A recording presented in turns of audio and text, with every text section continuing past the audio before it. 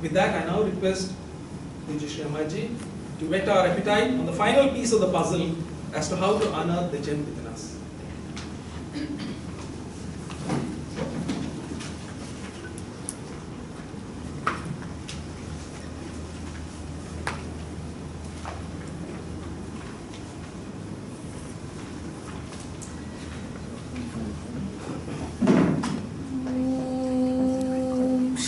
Smriti Purananam Alayam Karunalayam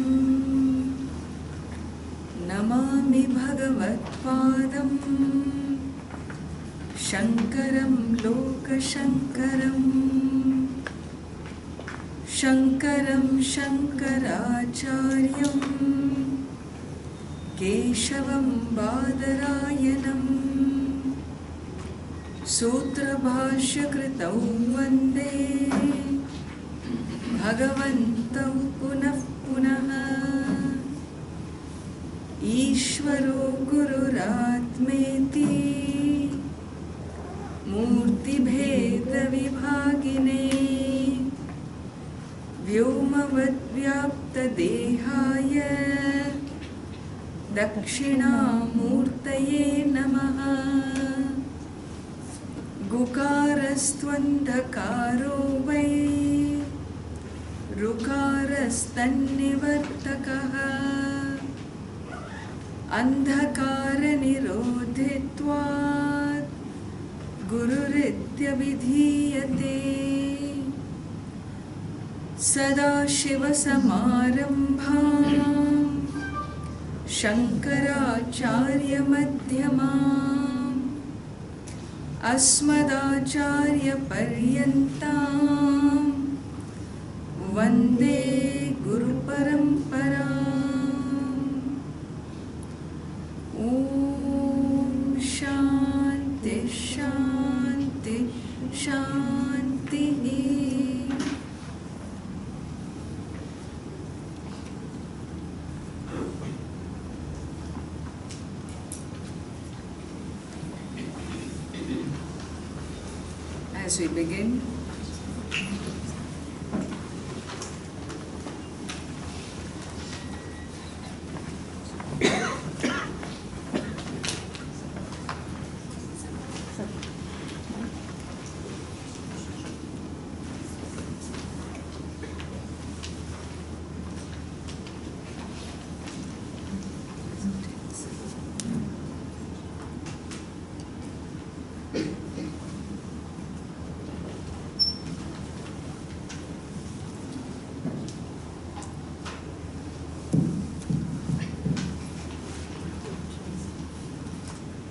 As we begin, let us chant Hastamalaka Stotram from 1 to 8 together.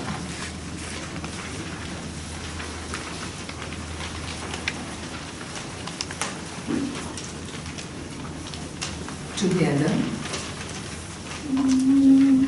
Kastum shisho kasya kudosi ganta Kim namate tvam kuta agatosi Etanmayoktam varachar bhagatvam Matpritaye priti vivardhanosi Naham manushyo na cha deva yaksho na brahmana kshatriya vaishya shudra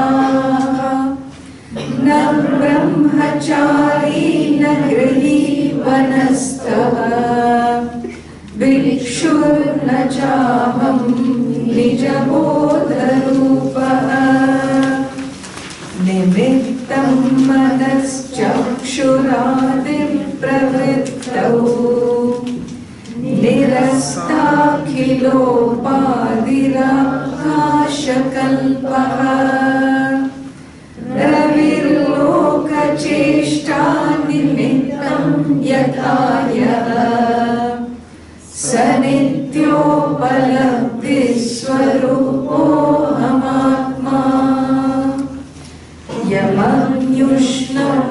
नित्यबोधस्वरूपम् मनश्चक्षुरादीयबोधात्मकानि प्रवर्तन्त आश्रित्य निष्कम्पमेकम् स नित्योपलब्धिस्वरूपोऽहमात्मा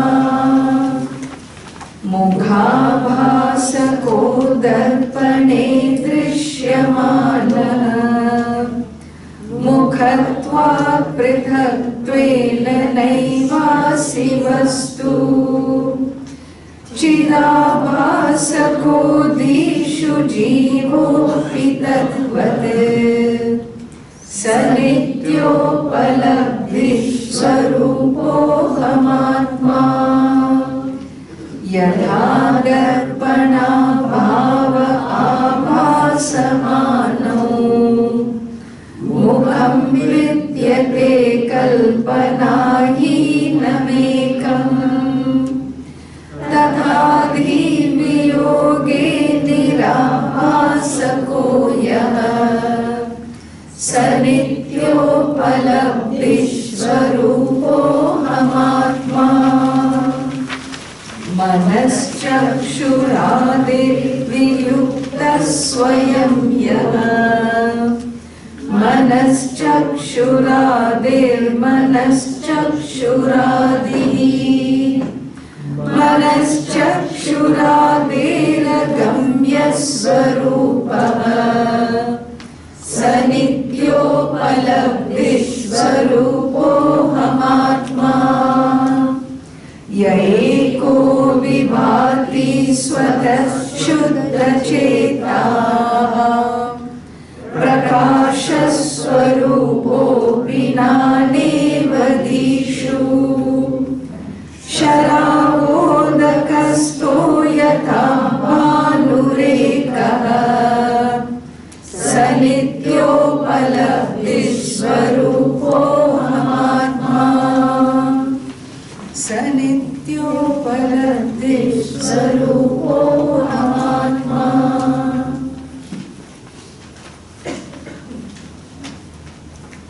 Very beautiful set of contemplative verses revealing the essential nature of the soul.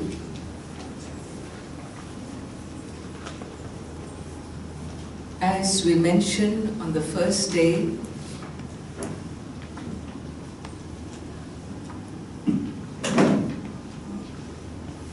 if in one's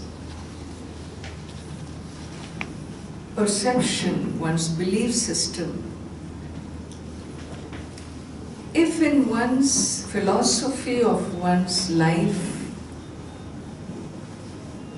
we believe that I am a material being, a physical being, then my perception of the world, my outlook of the world, and what it can provide me will also carry the same formula wherein for me physicality will be my last word. What the material world is about, it's meant to provide me materially comfortable life. And in that comfort will be my happiness. Is a belief system. Well, if that belief is true, I'm on track to successfully achieve that happiness. If the belief system is not true, then I am in big soup. Because my life pursuits have put me off track, not only taking me to destinations that I don't want to go, They are distracting me away from the destination I really want to go. And therefore it is very important that we understand what is it that I really want out of my life. Without a fundamental basic question, my energies expended day after day, it better be applied practically, pragmatically towards the outcome that I want to achieve. And therefore it is important that this belief system be questioned. Whether my perception is right or not. Whether this is the whole truth, or is it just some commercials which are dangling the carrot, telling me, "Ajao, ajao, come towards me. I have all the answers for you." The world enticing me to telling me that if you're comfortable, you will be happy. Material comforts is the hallmark of happiness. By showing this sparsely clad woman lying in the beach in Bahamas as a mark of happiness, and many such charming frameworks given to me, and then I bite it. When they show her lying there, sun tanning, they don't show you the heat that comes with the light. They don't show you the noise on those crowded beaches. They don't show you the pocket becoming empty, way beyond your budget. There is a lot of things they very cleverly don't reveal to you. And we fall for it. And therefore, the first stage in really stepping into a spiritual ecology, a spiritual, framework, is for me to first question whether my basic frame I have today is adequate, or has it fallen short? Has it disappointed me in life? Well, if you're still on the rat race, thinking that that's your answer, then I'm not ready for stepping out. It is only when I recognize that even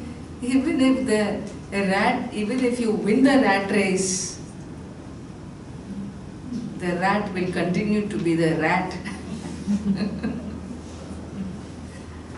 He's not going to awaken to his essence. Winning a rat race, what does that really mean? Because if I begin to question deeper my pursuit, well then I have arrived at the starting point. And we saw yesterday how this great truth about what I'm looking for, that diamond, that pearl that I want, that jewel that I'm searching all over the planet, in different countries. I hop countries looking for jobs. I hop jobs looking for success. I keep hopping definitions of success looking for deeper happiness. And we are told, hey, come on, slow down. Just stop for a moment. Just stop for a moment and re-look at what you have done. If you don't stop, then we get a force to stop. Universe makes you stop. It's called midlife crisis. Allows you to go your way for some time, and then comes tightening of the belt, And I'm made to re-look, rethink. The empty nest syndrome, the midlife crisis, this is all great boons. It's not a disaster. Why? Because it's now time. It's still midlife. I have a long way to still go. Let the years that are to come be lived more wisely than the years that have gone by. And therefore, every crisis, when you talk to a psychologist, it is a treasure house for what? For growth, for a re-understanding, recasting your outlook, is it not? Is comfort proportionate to happiness? Is discomfort proportionate to unhappiness? How do you measure? I'm economically uncomfortable and therefore I'm unhappy. I look at this man, 25 years later, he has moved several countries and jobs and even wives, And finally, after 25 years, when I meet him, hey, now are you happy? Ammaji, happy theriyade. I'm comfortable. Earlier, 25 years earlier, you were uncomfortable, unhappy. 25 years later, you are comfortable and unhappy. That's the only success story. You comfortably continue to be depressed, restless, needing, wanting. And what does this mean? Thus, when I question this great tradition, spiritual tradition of Advaita Vedanta opens up something very powerful for us and reveals to us, hey, you are not who you think you are, this physical being, searching for eternal happiness, searching for a spiritual answer. You are not a physical being. Don't take this physical experience as the last word. You are a spiritual being, a non-physical being living in the physicality.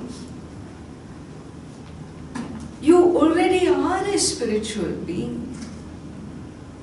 You're not a material being even though you experience yourself materially. This experience is not your truth. Don't call it your reality, your truth. It's an experience. The fact is, all these experiences are not the final truths. Just because you don't see something in front of you doesn't mean it doesn't exist. Just because you see something in front of you doesn't mean it is its final reality of existence. And thus, Vedanta begins to question the very validity of life experiences. It talks about perception as not being the last word in declaring metaphysical truths of nature. What you call as a solid wall is anything but solid. Is it not? What you call this solid body is anything but solid. You recognize only when you see the first death in the family. And this man whom you call your father, so attached were you to your appa, and after cremation, when he is brought back, he comes back in a, 1 foot by 1 foot dabba. That's all. Hey, this tall 6-footer, this big basketball player, this is all that's left of him. Which is the truth, this or that? Or neither is who he was, is it not? And so it's not my whole truth. And so the text unfolds. We have been seeing. We saw yesterday how it talks about the nature of the soul as being one who is the source of fullness. I am the source of fullness, limitlessness.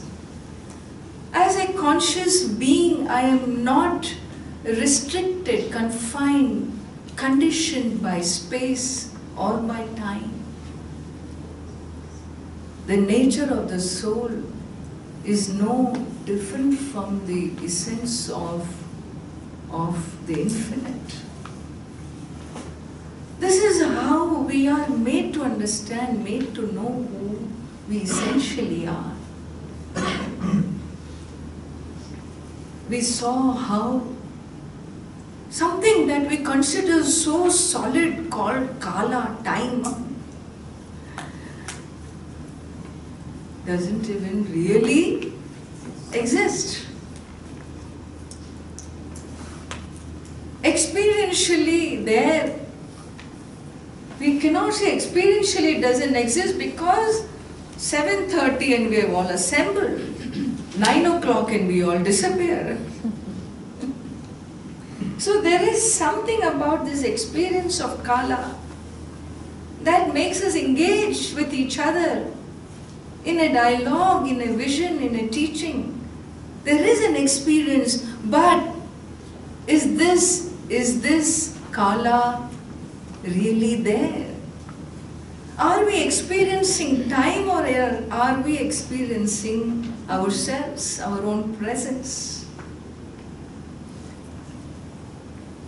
We are a presence, an abiding presence in whose sannidhi, in whose presence is time cognized now as present, then as past, and will be as future. Kala itself is a play.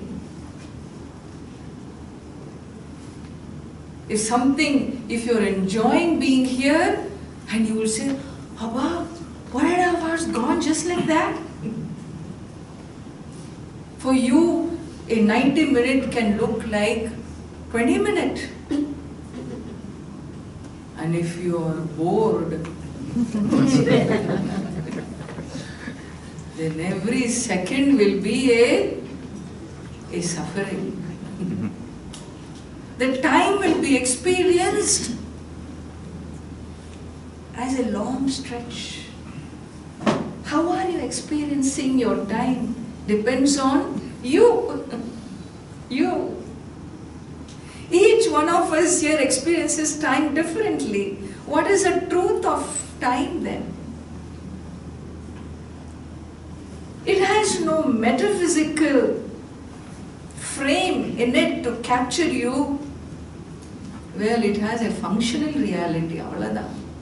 Functioning. It makes us function and be with each other for a short time.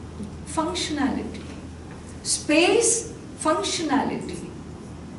Dividing space into rooms is not possible. How is it possible? The wall which divides space into Kalyana Mandapam, and in the Mandapam, lecture hall Mandapam, Annakshetra Mandapam, all these various Mandapams Those very walls are standing in space. They don't have an existence minus space. On what basis do they divide space into different spaces? Is this division real? Is it real division? No. The inside and the outside is not from space's standpoint. Akasha will say, I am Ekaha, I am one and only. From the standpoint of the wall, you may say inside and outside. From the standpoint of the space, is there an inside and an outside? No. All inside and outside collapses from the standpoint of space. You want to know one more secret unraveled? One more gem unraveled? The Shastra says, you know something? If space you cannot divide as inside and outside, you think you can divide Atma inside and outside as two?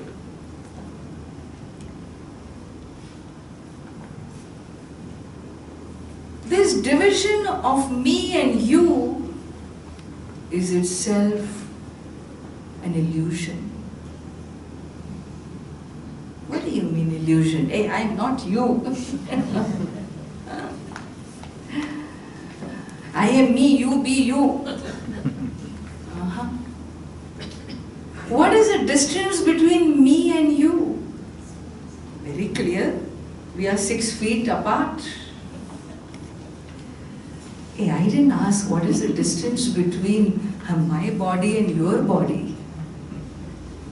I asked what is the distance between me and you. What do you mean me? Me means I. What do you mean I? Sanityo palabdhi swarupo hamatma. Aham atma nitya upalabdhi. Nitya upalabdhi swarupa. I am of the nature of consciousness. What is the distance between I the consciousness and you the consciousness? What is the distance?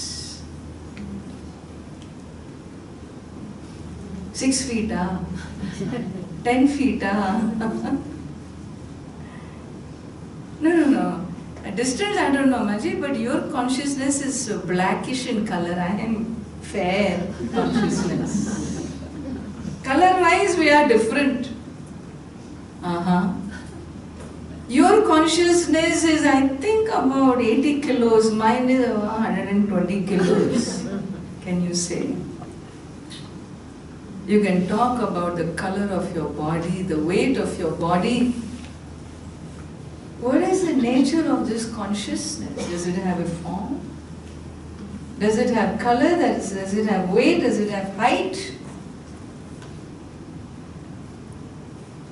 I am nirgunaha, nirupaha, nirupama nitya niramshakebhya khande, maichiti sarva vikalpana dishunye, ghadayati jagadisha jiva bedam, aghadita ghatana patiyasi maya.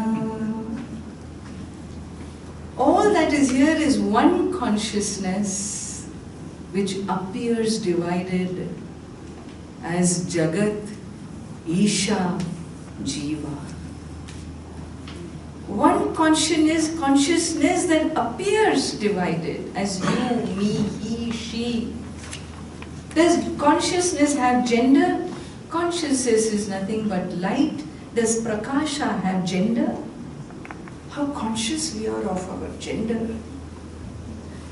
How conscious we are of this body which is nothing but Panchabhuta. The whole cosmetic industry of America, billion dollar industry, is all for what? Atoms and molecules. What a waste. What waste of our time and energy and money going behind that cosmetic industry and cosmetic surgeries. Recently I saw somebody send me a clip of this woman, you know. She has the smallest waist in the world. Have you seen this? The tiniest waist. I mean, it's not so small, but it's quite small. How did she manage to get a waist like that?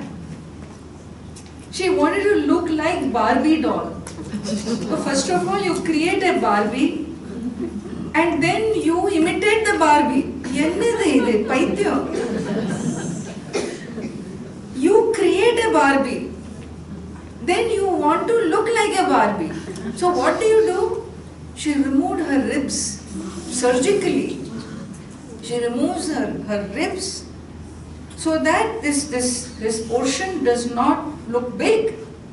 And she gets the smallest waist and she's proud about her waist. The tiniest waist on the planet. Eh? How long will that waist last?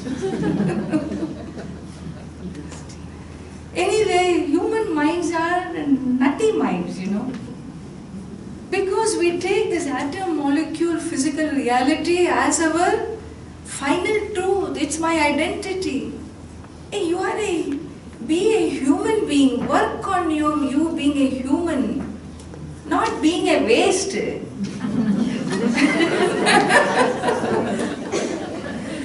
Don't work on you being a blonde and a blue-eyed. Blonde is all jadam. There is way more to you than this color of the eyes or this dead hair on your head or to just be a waste or what? What a tragedy. And so here it is. Here we are shown our height, shown what this human consciousness is capable of achieving, getting there. Where? Into your own source.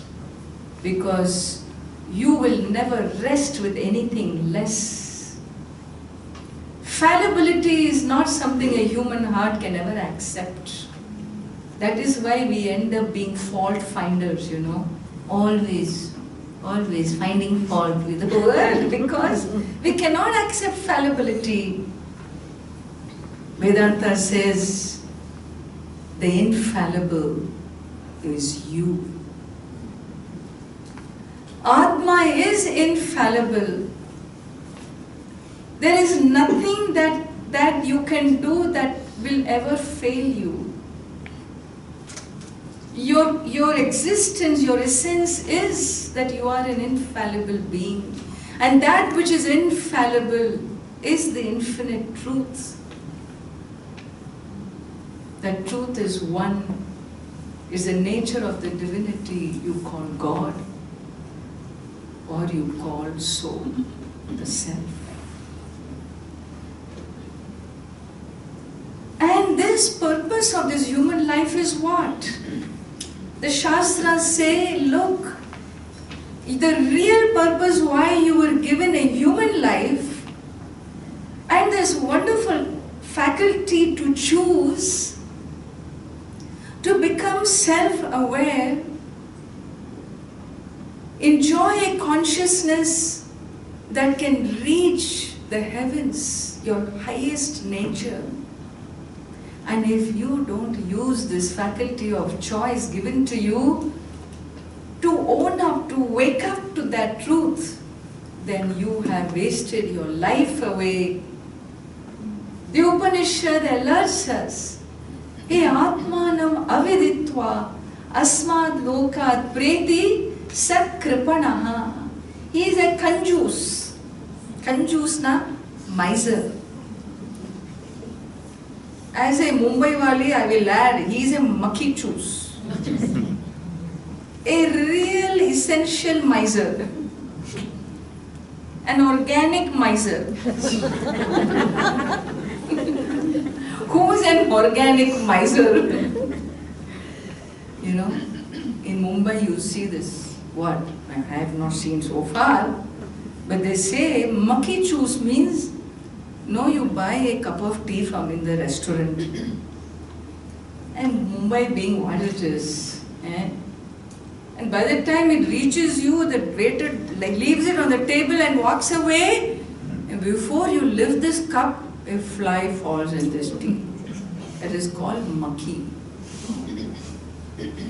Now what to do? You don't want to waste the money, no? After all, you have paid for it. So you look all around you. And you believe in sipping to the last drop.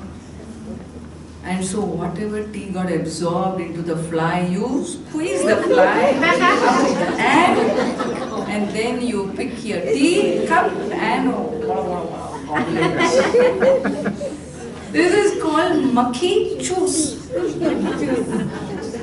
You don't want to lose any drop, remember. A miser. The Upanishad calls us a miser if we have not used this faculty of choice to know our own truth in this lifetime, because being born as a human being is the greatest privilege of a life we have. For what? For achieving our highest goal. And so here, continuing in these verses, the stotram says, Yadhaneka chakshu prakasho ravirna. Yadhaneka chakshu prakasho ravirna. Kramena prakashi karoti prakashyam.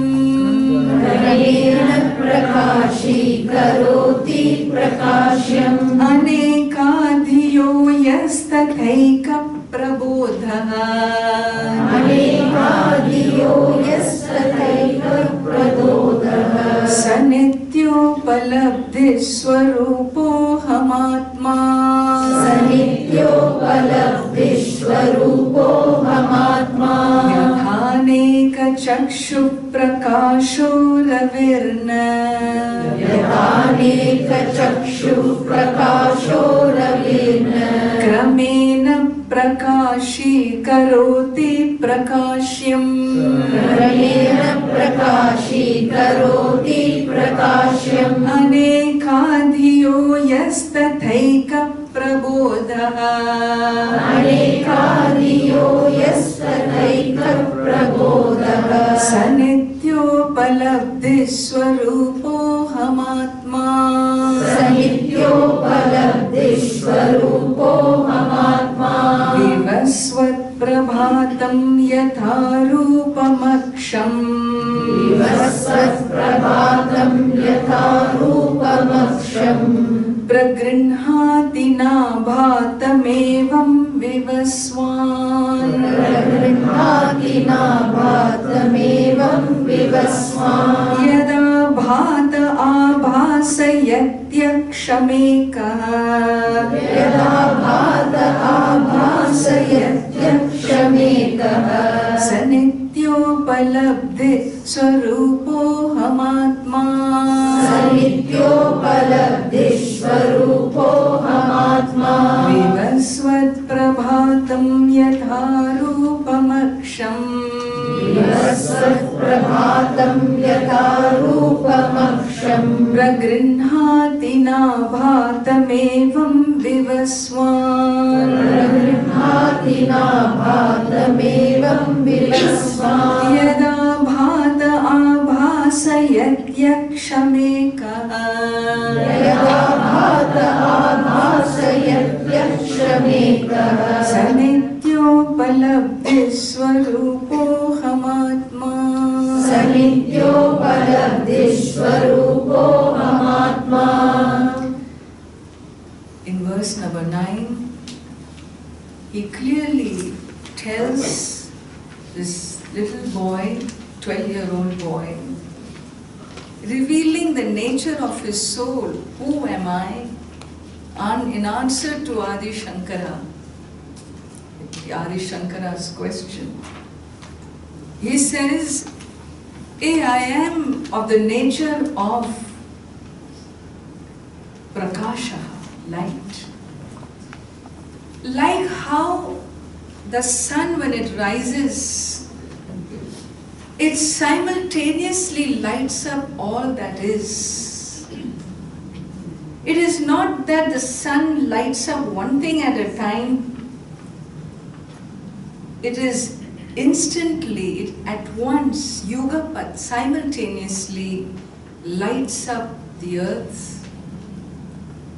So too, when I wake up, I simultaneously, immediately light up all that is. Light up all that is means what? I cognize whatever I wish to. Between anything when I think falls within my consciousness simultaneously.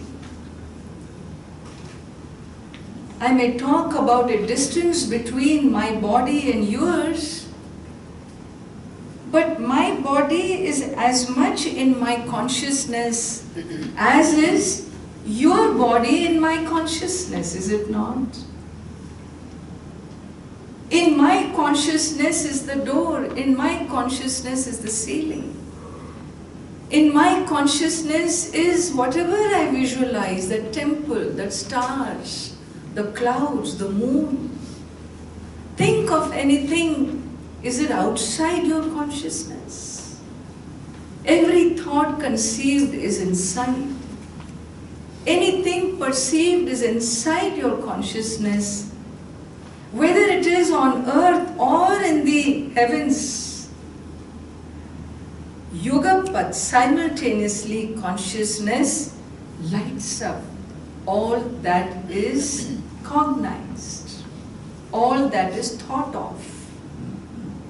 And so it is like the sun, is a comparison that is made. Not only that, he says, there is a eternal element, a factor that ever silently exists that we tend to miss. When you perceive an object, right? To perceive an object, what is it you require? You will say, I require the object and I require the perceiver and the perceived, the seer and the seen. Rendu venu illaya? The seer, aksha, next verse says eyes, and the object seen. Try to see the object without this third factor. What third factor? The third factor is light, no? Without light, can you see any object? No, I can't see any object, but I don't know if light exists. What do you mean you don't know if light exists? Because I don't see light. And you don't see light. When you stand in the day, 8 in the morning, you don't see light, but you see what? Objects reflected in light, is it not?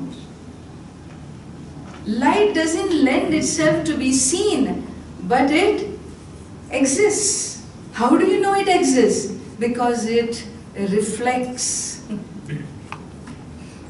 In its presence, in its sannidhi, in its presence, objects are cognized. Try seeing the same objects minus the light. Can you? No.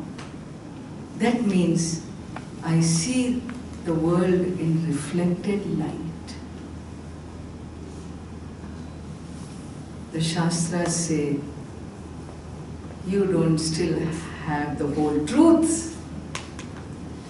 The truth is, even if you have the object and you are the perceiver, you have your eyes and you have the light, still you will not be able to see unless there is a fourth factor.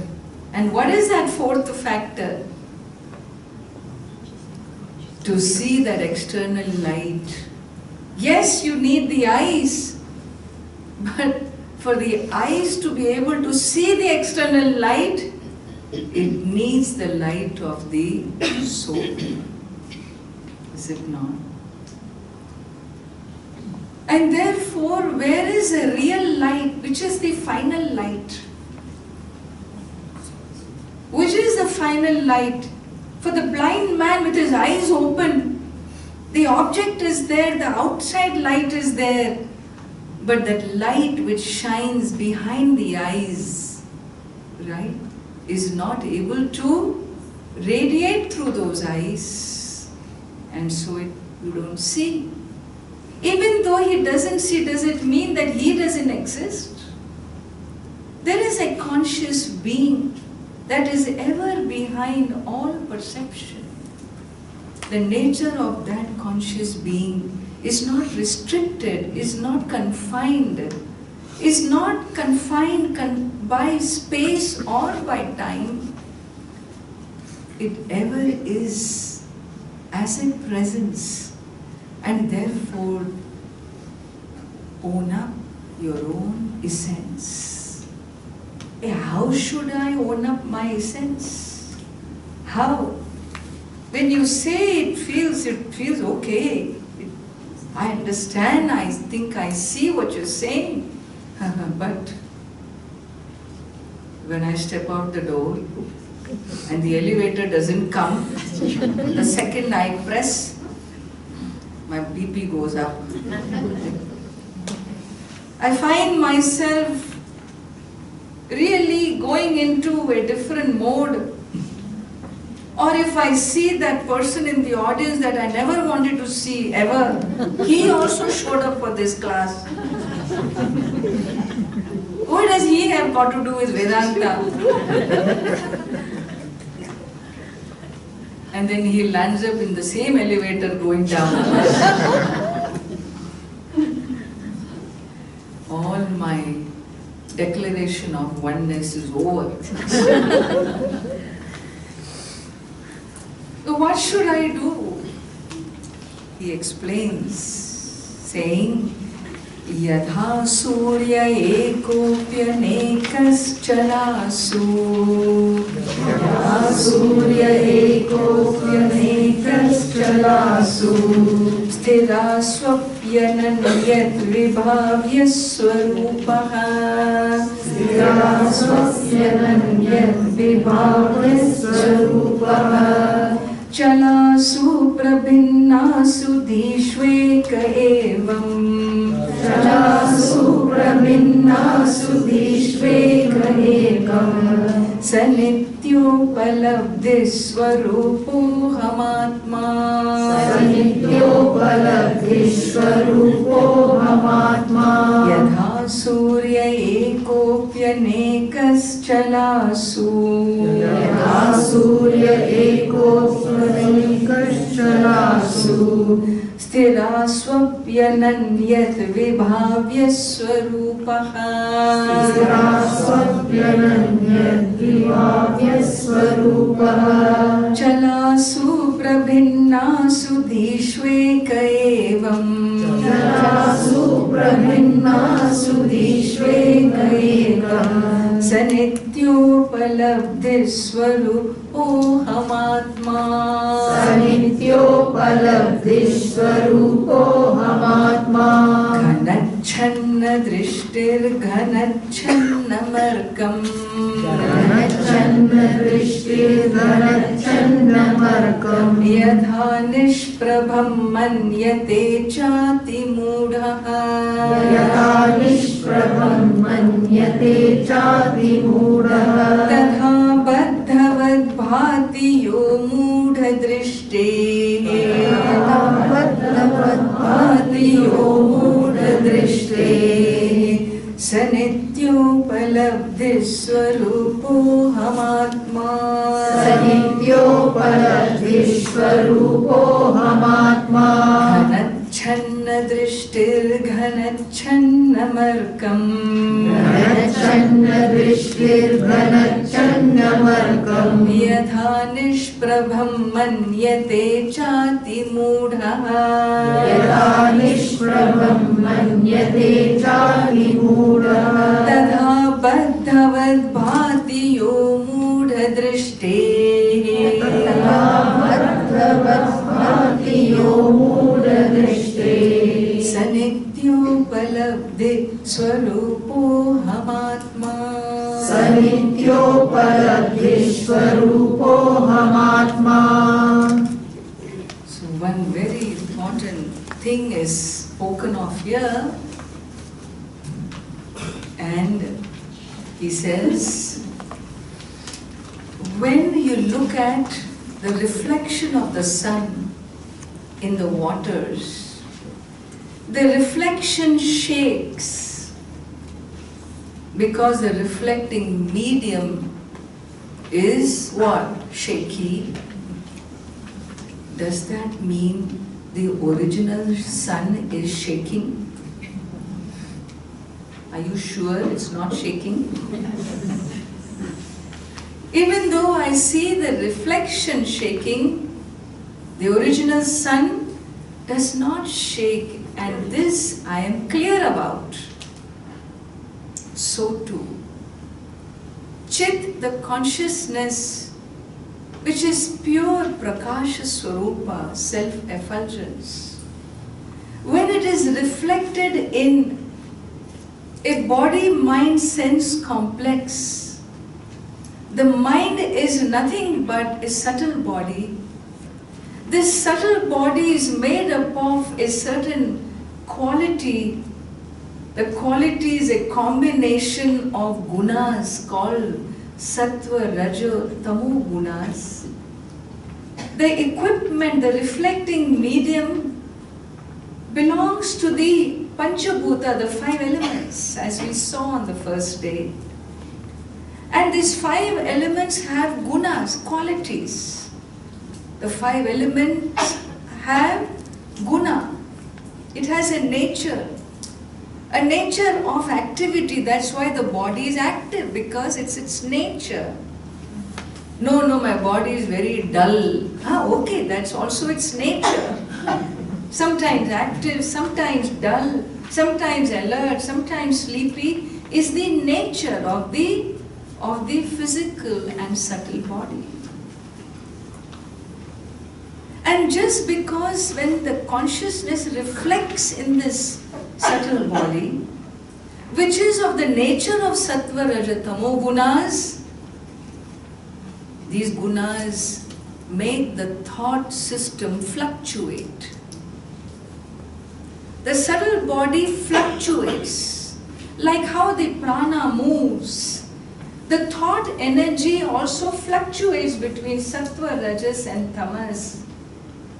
Allow it to fluctuate. That's the nature of the thoughts. It won't be stuck, it will move, and when it moves, it will fluctuate. It will fluctuate by the nature of what is predominant at a given time. Allow it to be what it is.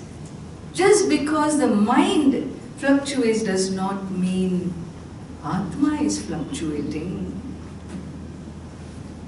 Chid abhasa, the reflection of consciousness fluctuates, consciousness never fluctuates. Why? Because it is all pervasive. It is of the nature of stillness, silence. Therefore, what should I do with this mind? What can you do with your mind? Allow it to be what it is. Accept. Acceptance of your own soul. Acceptance of this reflecting medium with its limitations. Why? Because at times it is in a tamasic mode, at times rajasic mode. Be kind to yourself. Be kind to that mind, because it's giving you mixed experiences. Don't judge it. Don't command from it. Don't demand from it. Don't be unkind to it. Be always sattvic. That means what? Never sleep, never move, no rajasic, always sattvic means what? Movement is rajas. There is some sahaja, there is some natural flow of the body-mind in a life of a prani. Allow it to be. Can you accept yourself? Why can I not accept the self-acceptance? The lack of it is the biggest tragedy of humanity. Self-acceptance. I don't accept myself for what I am, and then I want the world to accept me. I want him to say I love you. I want her to say I love you. I want the world to say I'm okay. Do you tell yourself I am okay? If you do, then it doesn't matter. Even if others say you are not okay, hey, that's your problem. I am okay. I am okay. Self-acceptance. Accepting your own body-mind sense complex is one of the biggest breakthroughs in a spiritual life. It is lack of self-acceptance that makes me feel so insufficient, so inadequate, so needy, so greedy. Where does all that greed come from in humanity? It stems from self-acceptance, lack of self-acceptance. As of today, I am not acceptable to myself. Why? Look at my hair, it's turned grey. Look at this nose, how thick it is. Look at all the fat globules all over the body. How can I accept? Hey, that's the body. That's why our idea of beauty used to be very different those days. I like that. In the 70s, beauty means chubby, you know. Really. I remember on the TV that there are those women used to give those news, you know. So rounded they were, so healthy, chubby. That was the model of beauty. Today, on Puna she will fall. That's the model of beauty. It's frightening. We keep changing our perception of what is acceptable. Physical inacceptance, mental inacceptance, prana inacceptance. What is it in you that you accept? If I don't accept myself, even if Bhagavan were to come and say, you are okay, you say, Bhagavan, you don't really understand. He says, come on child, you lack nothing, I have given you everything. You think you gave me everything, but do you know? That was given to my twin brother, not to me. You made a mistake. Why? Because internally, I am inacceptable. So here we are given an insight into knowing that the nature of the mind is a composition of sattva, raja, tamo gunas. This is the sahaja prakriti of the body, of the 5 elements, and therefore accept. What is impermanent? Accept impermanent as impermanent. Then you are ready to awaken to who you are in your essential truths. But what we do, he says we are ati mudaha. This 12-year-old says, this ati mudaha, look at the 12th verse. This muda drishti, who is an ati muda? Muda is a fool. Ati muda in Sanskrita, a sophisticated way of saying what? It's a special title. What is the special title? Exalted fool. Ati muda is, you are the king of all fools. Who?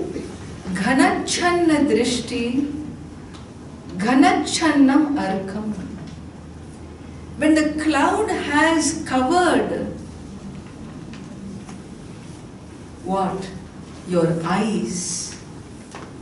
From noticing the sun, what do you say? An exalted fool will say, the sun is covered by the cloud.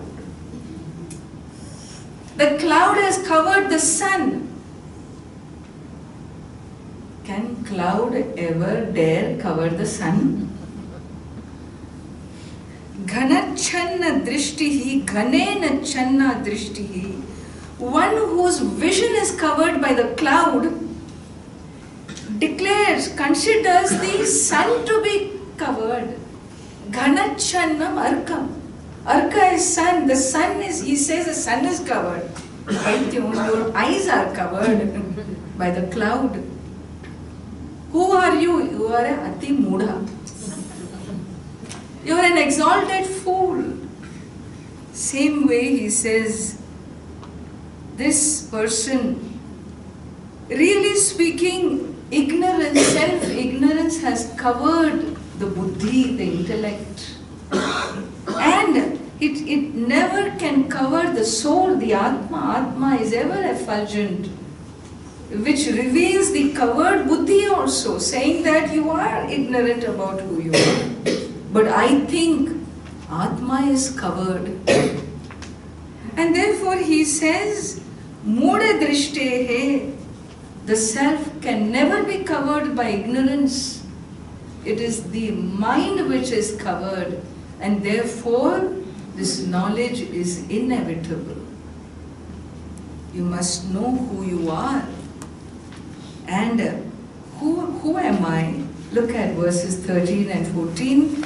Samasteshu vastushvanusyutamekam. Samasteshu vastushvanusyutamekam. Samastani vastuni yannasprishanti. Samastani vastuni yannasprishanti. Yadvat sada shuddhamachhaswarupam. Yadvat sada shuddhamachhaswarupam. Sanityopalabdhiswarupo hamatma. Sanityopalabdhiswarupo mahatma. Samasteshu vastushvanusyutamekam. Samasteshu vastushvanusyutamekam. Samastani vastuni yannasprishanti. Samastani vastuni yannasprishanti. Yadvat sada shuddhamachhaswarupam. Yadvat sada shuddhamachhaswarupam. Sanityopalabdhiswarupo hamatma. Sanityopalabdhiswarupo hamatma. Upadhau yatha bhedata sanmanina. Upadhau yatha bhedata sanmanina.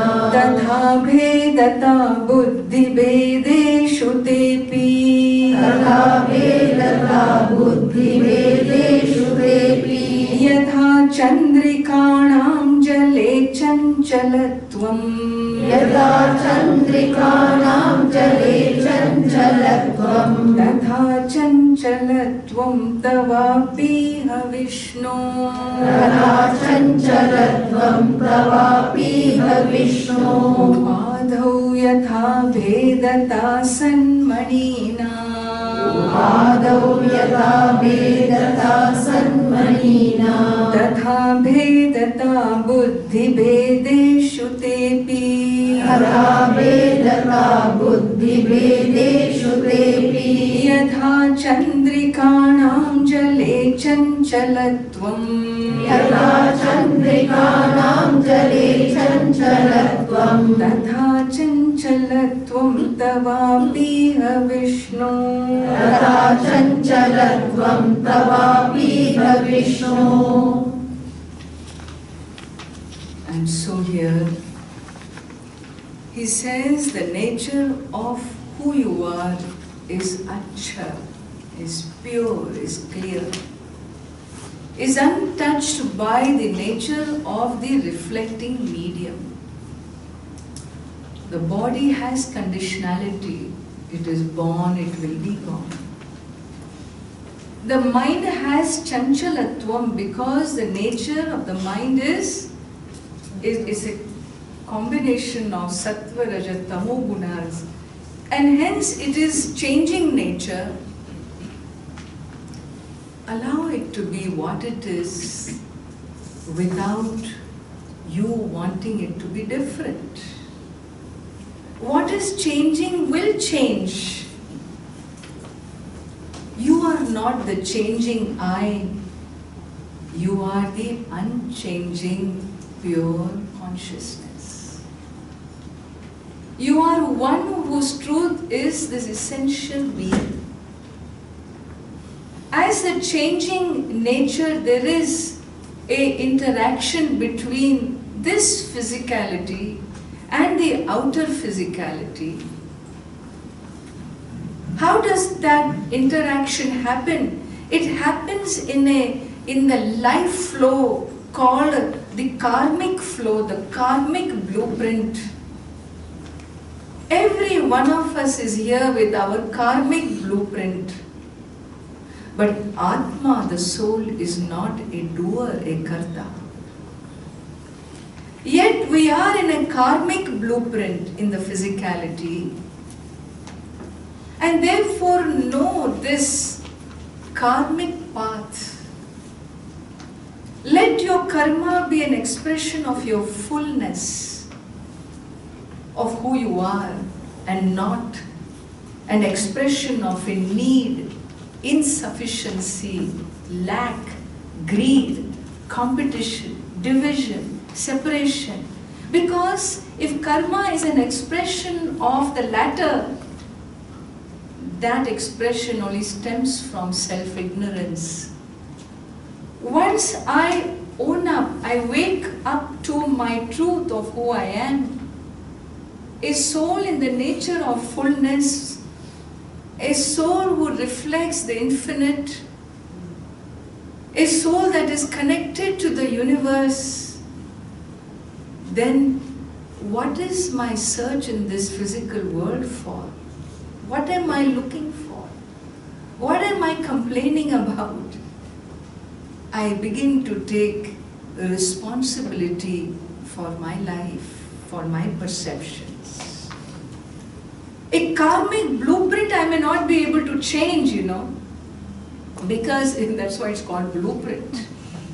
It's the master plan with which I have come. And in this master plan, we don't know what each of us planned up there before arriving into this body. We don't know. That knowledge has been kept as a cover. But it is unfolding the way it is meant to unfold, to teach me lessons of the main purpose of why I am here. And therefore, let me rise to that.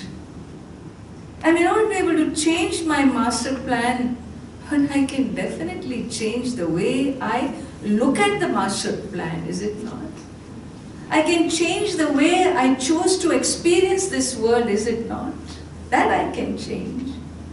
Either I can conclude that everybody is useless, including me, or I can look at the world as an expression of the divine. It is in my perception how I choose to experience the world, the other. And how I choose to experience the other will depend on how I choose to experience myself. How I know myself, how I perceive myself. If I perceive myself with all these needs and wants and insufficiencies, restless energy, nothing is okay with me. Look at my husband, he is going after that one. Look at my son, he is going after this one. Each one is living their karmic blueprint, right?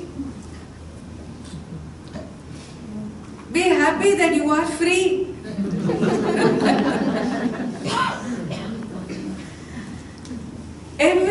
Every every situation has its pluses and minuses. Every situation has its challenges. I don't underwrite challenges in life. But every challenge is meant to teach us a lesson in growth, in forgiveness, in unconditionality, in a capacity to be able to rise to my truth and say, hey, it is this karma that has, my own karma has brought me this experience. Instead of fighting with life, fighting with life is like fighting shadows, you know. Hey, I only created this life. What I experienced today is what I did yesterday. That's what law of karma says. If I experience happiness today, is because some punyam has manifested in a happy situation. Like I said the other day, my friend has been playing the lotto for the last 5 years. I just accidentally thought of joining him today and I hit the jackpot. This is, you know, what can you say? This is called a windfall of punyam right on my head.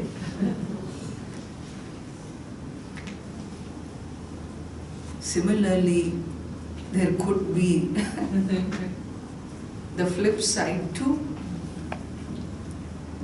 And so this is my karmic blueprint. I have asked for punyam and papam. I have asked for sukham and dukkham. It is my doing that I experience. If you don't like what you experience, then let us redo our karma. If I don't like what I experience, because what I experience brings me affliction, pain, we should know one thing. In Bhagwan's world, there is no injustice. If I experience pain, definitely somewhere, sometime before, I have also given out pain. It comes back to me. Because every karma has its own phalam. In the nature of the karma done, that is the law. And therefore I experience that. So when I begin to experience my own karmic blueprint, then who am I blaming? God? Mother-in-law? Me? The world? Fate? Who am I blaming? There is nobody to blame. I only need to change my perception where I learn to accept life as prasada. In prasada, there is no complaint. We must really, if nothing else goes in, at least take prasada back with you. What is prasada? Prasada is an attitude that neutralizes all complaints. You went to Perumal Kovil. Inniki na ponen. I thought, today all Ammaji is getting periya kavacham and all that, diamonds and jewels and whatnot. At least they should have given oru laddu dane. Ade tulasi kadichide. Neetiki tulasi kadichide.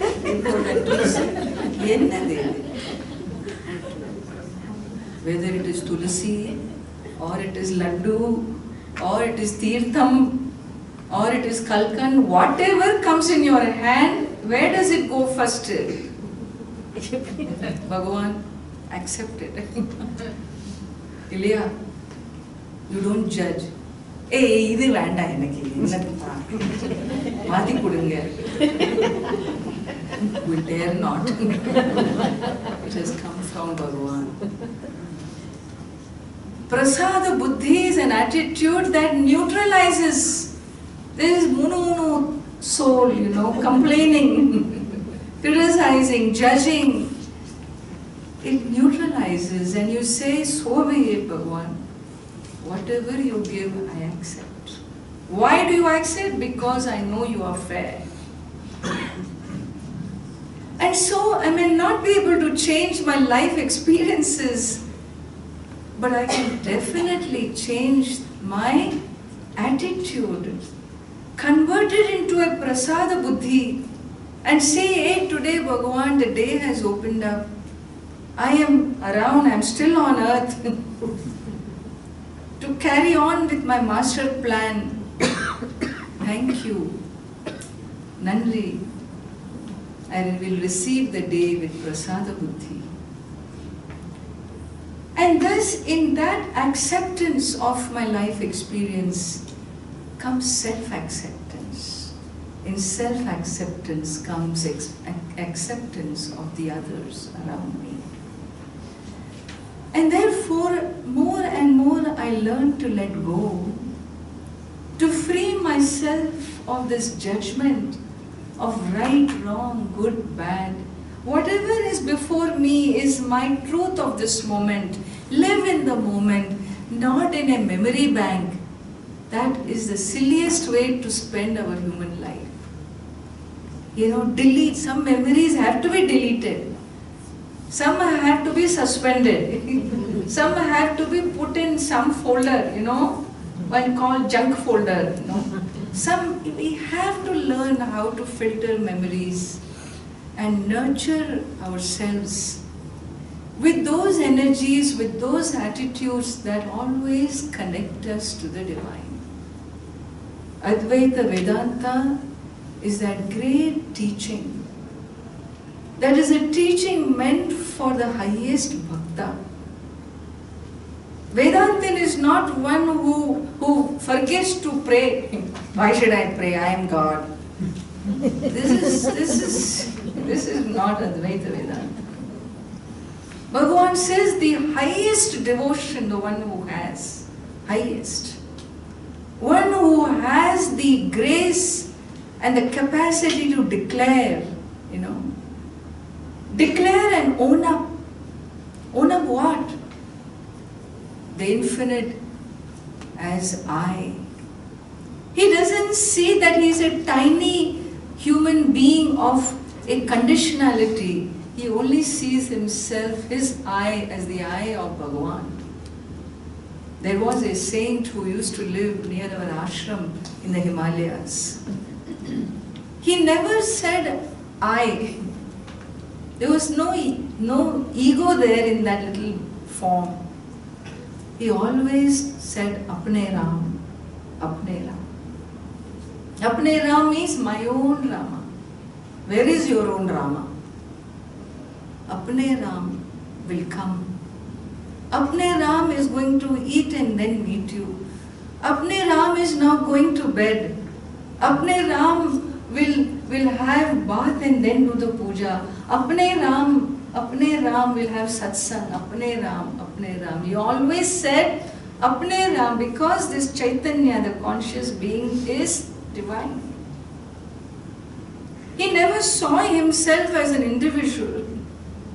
He always saw himself as Apne Ram is my own Rama. The I was.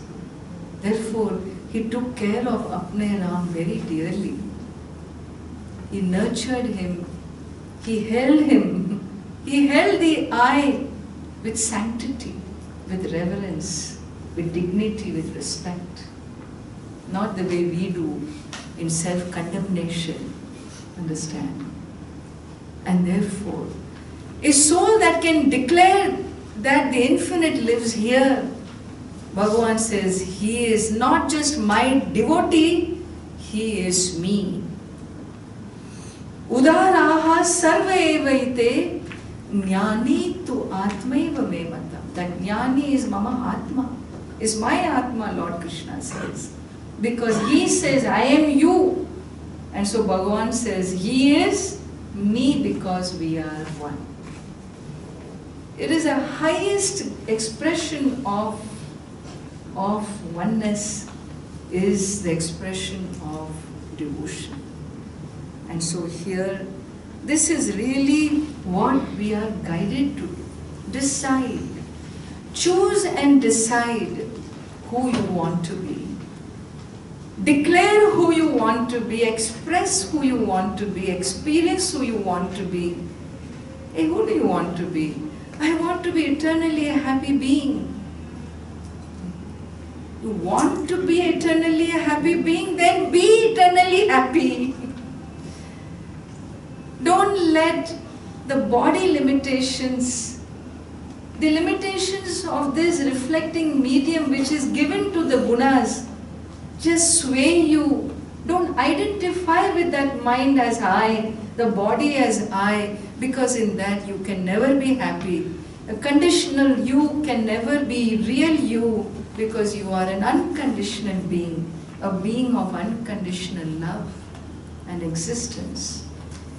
And therefore here, spirituality and Vedanta is about living with, abiding in this highest truth of the soul.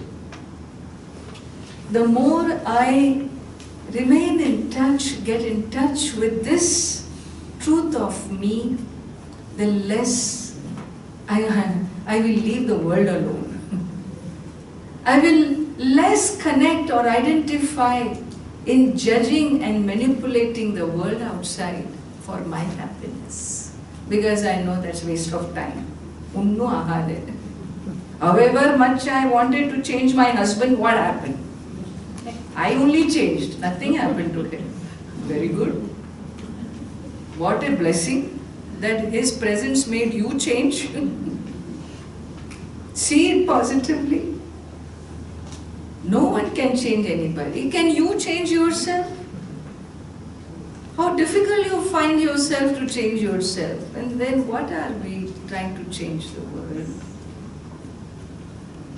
And therefore allow things to be what they are. Pray for people. Pray that people heal themselves and rise to their highest expressions. Let us not live in such strictures and conditionality where we are suffering unnecessarily. Because in Bhagavan's world, in the Vedantic vision, there is no suffering. There is pain. Karma can bring pain. Why? Because that's the experience that is a consequence of my papa karma. But it cannot bring suffering, because suffering is my response to the papa karma. And therefore I can change my responses, educating myself to my own truths. Hastamalaka Stotram. Through the vision of this little boy, little child, he reveals the highest nature of the self as an eternal being, and there is nothing else left to do in this world except to own up one's truth, for which if I need to pray and receive the grace of the divine, I myself can't do this, well then seek divine intervention. Pray to the infinite to be with you, to reveal its truth as you. And this is what we have been given in our spiritual tradition. As I said, self-ignorance to self-knowledge. Maybe the starting point is ignorance, but definitely the destination is self-awakening. And this is what the teachings of Bhagavad Gita is about, the teaching of the Upanishads is about, and a proper learning for each one of us.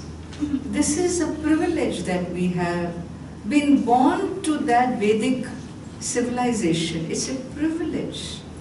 In this life to be able to study the Gita is the greatest gift we have. And the problem is, are we using it? Are we even aware that this gift is available to us? Well, let me tell you, in modern times, it's available in the palm of your hand. All you need to do is download. Gita courses, online Gita, especially from Purna Vidya Foundation. Of course, there are many other sources too, but I can vouch for Purna Vidya's online Gita.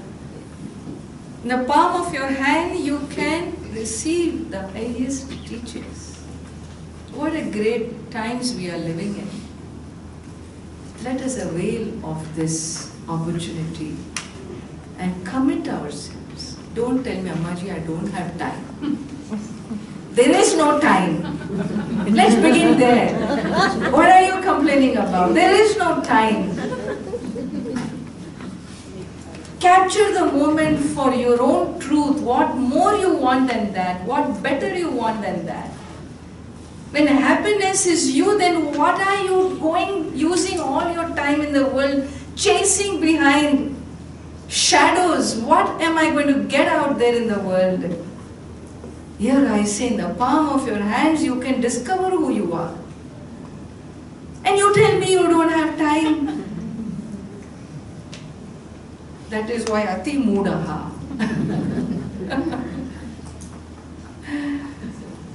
We cannot deny ourselves something like this. And therefore, if there is something that I want to share and leave behind for you, for all of us, is our own learning of the Bhagavad Gita for a extended length of time on a regular basis, where I come on track, on the true track of my life. Once I get into my own true rhythm of moving forward, then other aspects are put properly in perspective, really. Otherwise, little things become so exaggerated. When small becomes big, the big becomes forgotten, you know. And for big to be big, remember, small should remain small. And this perspective only the Vedantic teachings can give us. And so, let us conclude next few moments in a guided meditation in which we access and abide in our essence and carry this truth with us for our life to come. Sit with your feet on the ground. I will take a few extra minutes. Jnana Mudra. Palm of your hands on your knees.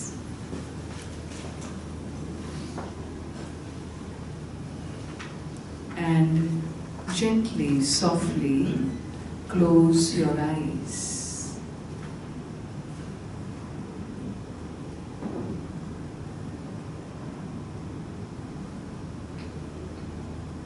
Closing of the eyes is essential to help the mind focus inward rather than be distracted by external forms. And hence, we close our eyes to make our inner travel easier. Together, let us chant Om.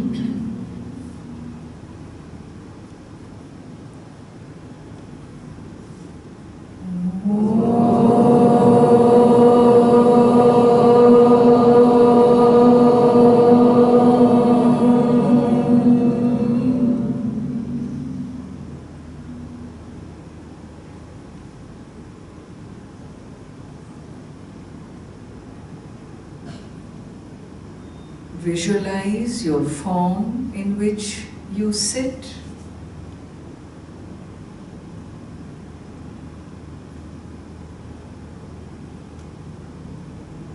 See yourself in stillness as a statue, a breathing statue.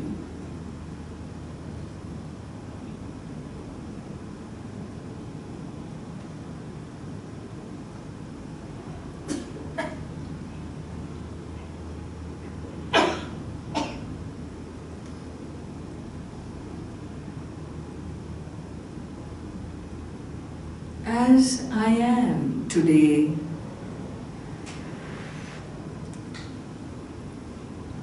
I am a self-effulgent being, a being of light, a being of unconditional love.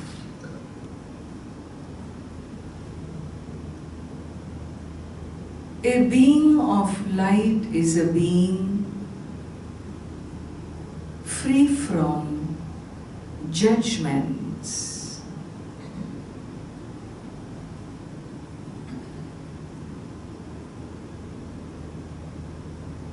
I abide in my fullness. I am complete as I am today.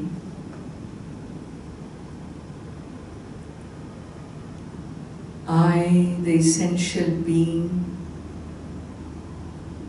lack nothing.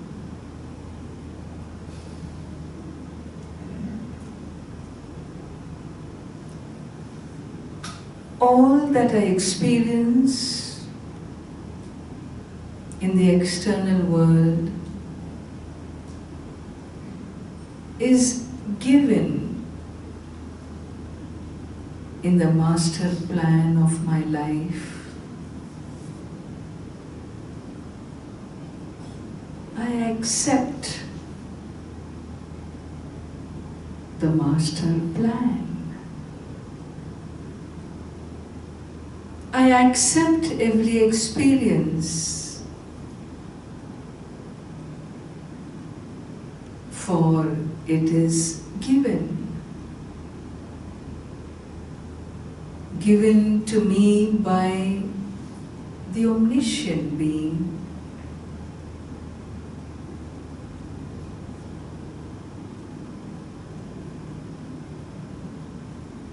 I do not resist or fight or look at myself a victim of circumstances. I accept fully whatever has been given to me.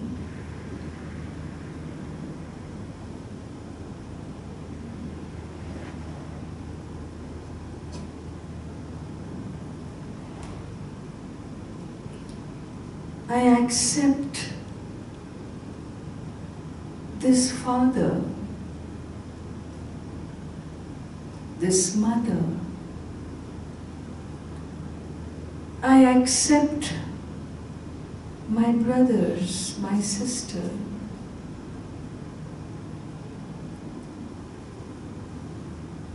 Whether they do me right or wrong, whether they afflict me or bring joy in my life, they are all part of my blueprint.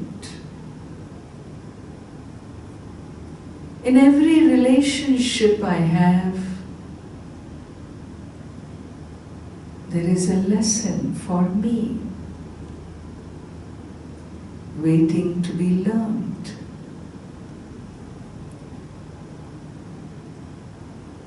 A lesson in love, a lesson in forgiveness, a lesson in acceptance.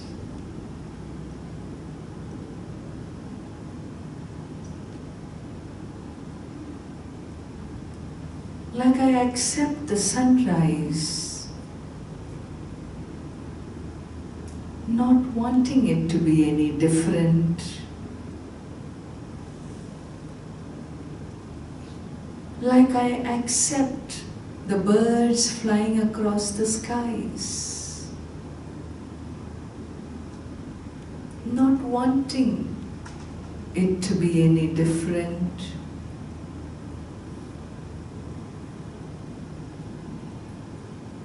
May I learn to accept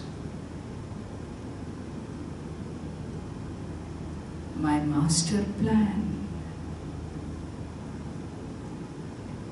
May I learn to accept life as it unfolds.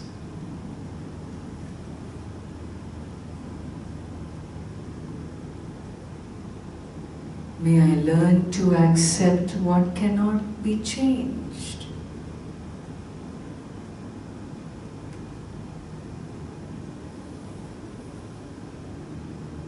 May I change what can be changed.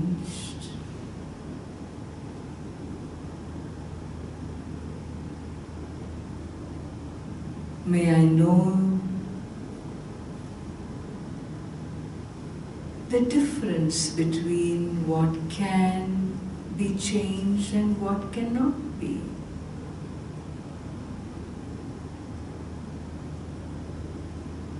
May I have the wisdom to recognize, to be objective,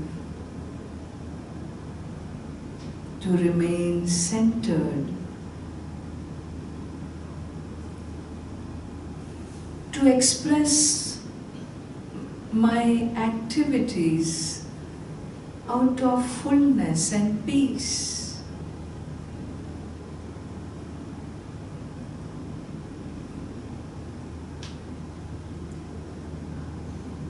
I, the conscious being,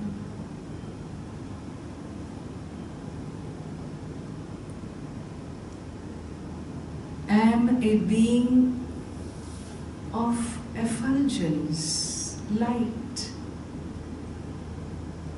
unconditionality.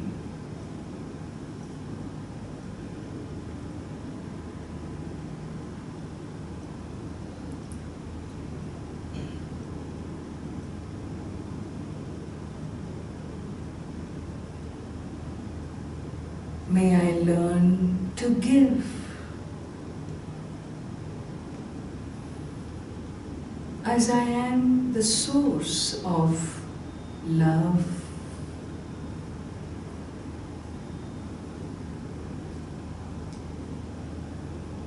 Be a giver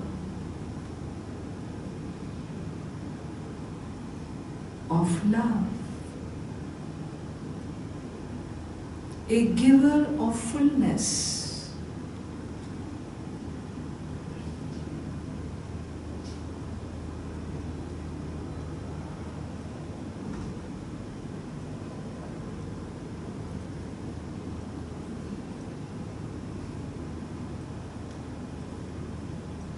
A giver of nurturance, acceptance.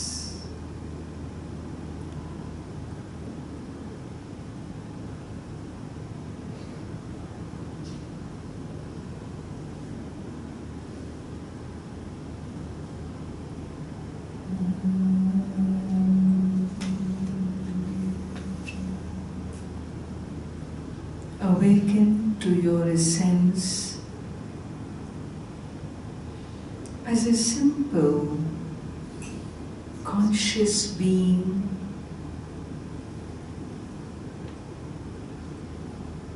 in whose presence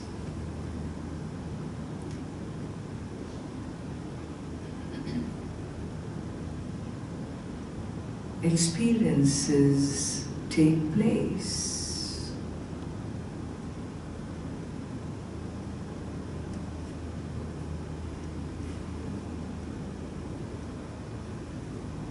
Abide in your own presence, in your own stillness, silence.